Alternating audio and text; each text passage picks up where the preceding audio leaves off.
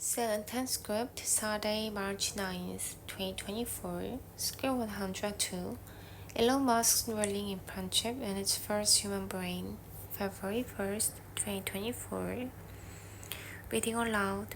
Hello, lovely people. Let's rise up, lock in, and take the next 10 minutes to fuel our minds. It's Thursday, February 1st. I'm Coolwire. This is 7:10. Happy Friday Eve. February marks 2 years since Russian President Vladimir Putin first ordered his troops into Ukraine for what he called a special military operation to demilitarize the country. According to U.S. intelligence assessment, Russia has lost 87% of the 360,000 active duty ground troops it had prior to the start of the war. But they persist. Ukraine remains heavily dependent upon support in the form of funding and munitions from its Western allies, including the United States. But further U.S. support is not guaranteed as Congress remains divided on sending more taxpayer dollars to fund Ukraine's war efforts. As Senator Fred Kleiken explains, the war is as intense as ever and certainly far from over. In 2024, Russia's war against Ukraine is as brutal as it ever has been. Both sides are still taking heavy casualties, and the battles are ferocious.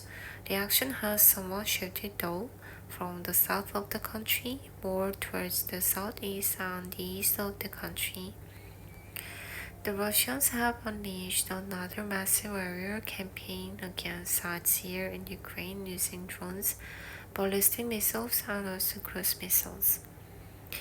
The Ukrainians, though, now also fighting back, hitting some targets in Russia, like for instance the Belgorod region, where there have been some evacuations.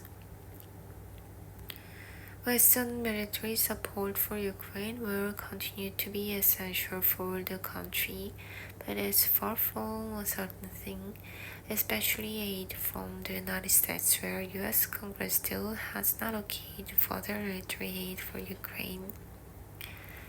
There is the European Union, where a decision on further military aid was blocked by the Hungarian, so it's unclear when exactly that could come through. Even though the countries themselves, the single countries, could continue to give Ukraine military aid and are continuing to do so, the Russians certainly seem to have replenished their ranks after taking heavy losses in 2023. The Russians also appear to have new tanks and armored vehicles. One of the other things that we're seeing is that the Russians are firing a lot of artillery on the front line, and the different picture for the Ukrainians, especially ammunition, is something that they're having a lot of trouble with. They certainly need those replenishment. Palquisar shot. Which of these words is associated with pigs? Bobo, bovine, pachyderm, porcine. If you pondered porcine, put your hooves up. While bobo is a type of dog, bovine relates to cattle, and pachyderms are thick-skinned, hoofed animals like elephants, rhinos, and hippos. Porcine relates to or suggests piggies. For our next story, we turn to a controversial solution to an ongoing health dilemma, one for which pigs may be the answer. We're talking organ transplants.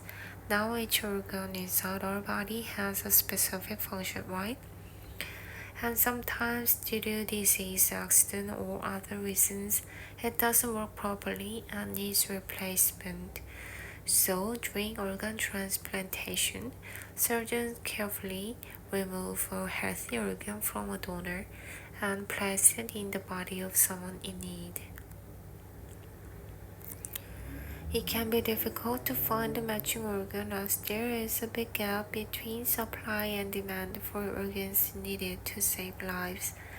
But the company eGenesis is working on a solution that might end the organ shortage in the future. On their research farm, they're raising pigs that could become organ donors in the future. CNN Chief Medical Correspondent Sanjay Gupta got a first look at a facility few other people have seen before. These pigs could one day provide a nearly endless supply of organs to save humans. Mike Curtis is my guide today. He is CEO of eGenesis.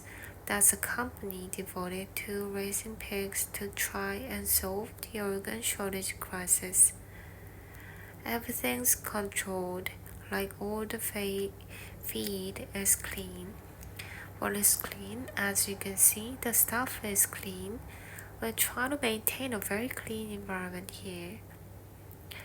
And I should just point out that I walked into a room, turned on a filter, essentially cleaned the air for 5 minutes before I could then go shower.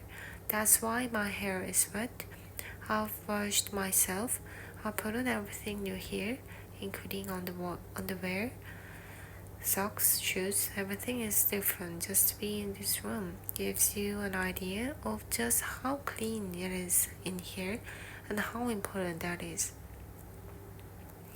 It's more than I typically do to prep for the operating room, all of it to protect the pigs from us. I got to tell you, I did not know what to expect.